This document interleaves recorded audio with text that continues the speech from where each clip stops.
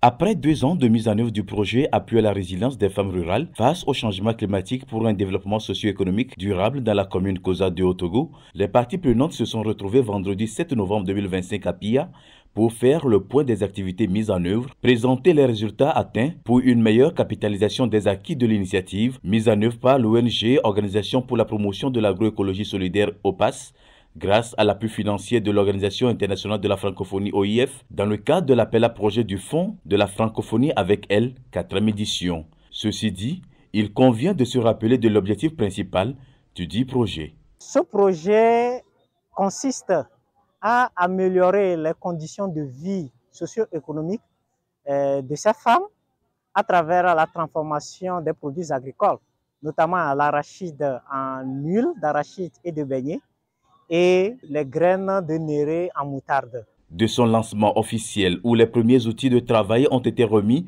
aux 2 coopératives de femmes bénéficiaires du projet, à cette date où se tient l'atelier de capitalisation, nombreuses sont les activités à impact qui ont été menées avec des résultats ici présentés aux acteurs locaux. Ce projet nous a permis de mettre en place une unité de production et de transformation des graines d'arachide en beignet et en huile d'arachide, et également la transformation des graines de néré en moutarde de néré.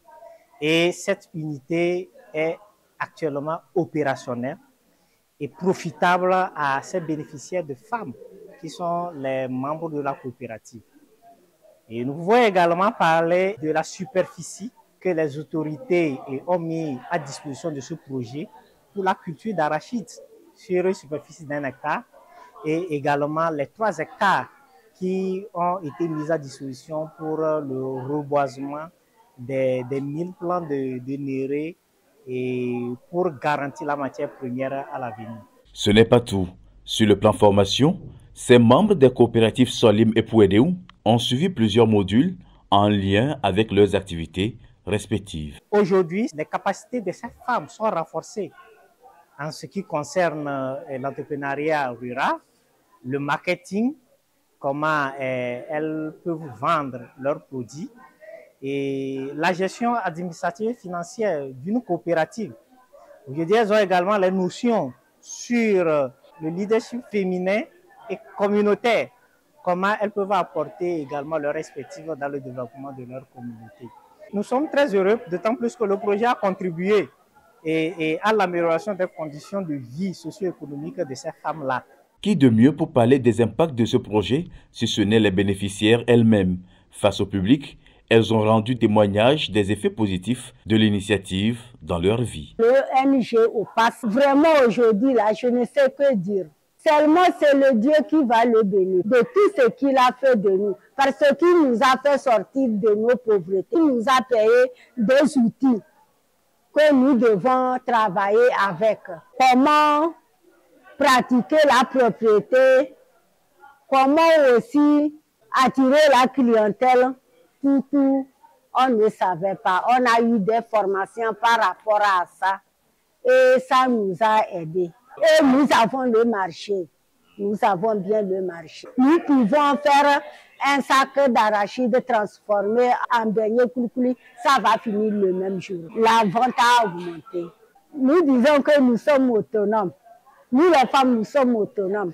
Parce que si aujourd'hui ton enfant vient de l'école qu'il est malade, ou bien on t'a appelé à l'école que ton enfant est malade, tu vas aller prendre l'enfant, tu ne vas pas rester attendre ton mari, tu vas amener l'enfant à l'hôpital. Par tes propres fonds, tu commences par faire les soins avant que le mari n'arrive. Vraiment, ça nous a réduit la pauvreté dans nos communautés. Nous arrivons à payer ce que nous voulons sur les foyers. Le mari te donne, il ne te donne pas, on s'aide. On travaille, on produit beaucoup et on vend. Après 2 mois comme ça, là, ce qu'il y a un peu, on se partage pour aller sur les foyers. Avant, quand j'allais, mon mari s'inquiétait. Mais quand l'ONG là est venue, on a fait 1 an. Aujourd'hui, c'est 2 ans, on vient de faire ça. Quand il sort là, il me demande qu'aujourd'hui, il n'y a pas d'activité. Côté maladie, là, je contribue. Côté foyer, s'il n'y a pas le charbon, c'est dans ça aussi. Quand on me donne là, je ne reste pas les bras croisés. c'est dans ça que j'achète. S'il n'y a pas le maïs, c'est dans ça aussi. Le savon. Donc lui-même, il est fier de notre groupement. En plus de ces témoignages vivants, une projection vidéo des activités menées a permis aux invités spéciaux de mieux appréhender la portée des impacts du projet dans la vie des bénéficiaires. Le simple fait de voir les actions des dames, on sent vraiment qu'il y a eu évolution, beaucoup de changements, que ce soit en savoir-faire et même savoir-être, parce qu'on a parlé des renforcements de capacité en termes de marketing, de vente, et elles-mêmes, comment faire pour leur bien-être, pour la sécurité des aliments qu'elles produisent. Donc je me dis que c'est vraiment une belle initiative de l'ONG OPAS et aussi de Francophonie avec elle. Ma satisfaction est grande. Vraiment, félicitations. Je ne peux que les féliciter. Et comment faire pour vulgariser ce produit pour que beaucoup des nôtres, on ne peut que leur souhaiter bon vent. Aussi heureuse pour les résultats engagés, la commune COSA 2. Nous apprécions la mise en œuvre de ce projet puisque depuis 2 ans que l'ONG OPAS a commencé la mairie était impliquée. Et aujourd'hui, on nous a présenté les résultats, les recommandations. Nous sommes très fiers des résultats qui sont présentés. L'aspect diminution de pauvreté, l'autonomisation économique des femmes, ça fait partie des projets qui sont inscrits dans notre plan de développement communal. Constatons aujourd'hui que les femmes sont fières, elles arrivent à faire des activités génératrices de revenus pour réduire leur pauvreté à travers les témoignages que nous avons eus lors de cet atelier. Donc, nous saluons sincèrement l'ONG et ses partenaires. Place désormais à la phase de post-projet où l'ONG OPAS apportera encore son expertise dans l'accompagnement des 2 coopératives. Pour que l'unité qui a été mise en place, pour que cette unité puisse être vraiment opérationnelle, fonctionnelle dans la durée, de manière pérenne.